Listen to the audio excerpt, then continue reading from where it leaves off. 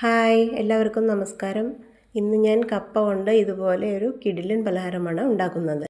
ഇതിനു വേണ്ടി ആദ്യമായി ഒരു കഷ്ണം കപ്പ നുറുക്കി അരച്ചെടുക്കുക.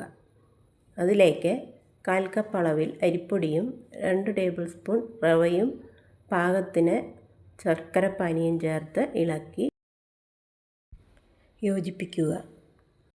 അതിനുശേഷം അണ്ടിപ്പരിപ്പ്, മുന്തിരി, തേങ്ങാക്കൊത്ത്, ഒരു കഷ്ണം നേന്ത്രപ്പഴം ഇവ വഴറ്റി അതിലേക്ക് ഇട്ട് കൊടുക്കുക.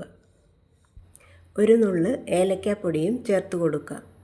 ഈ മാവ് ഒരു പാത്രത്തിൽ കുറച്ച് നെയ്യോ എണ്ണയോ തടവി കൊടുത്ത് അതിലേക്ക് ഒഴിച്ച് ആവിയിൽ വേവിച്ചെടുക്കുക.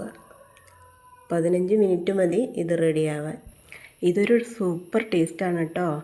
എല്ലാവരും ഉണ്ടാക്കി നോക്കണേ. വീഡിയോ ഇഷ്ടമായാൽ സബ്സ്ക്രൈബ് ചെയ്യാൻ മറക്കരുത്.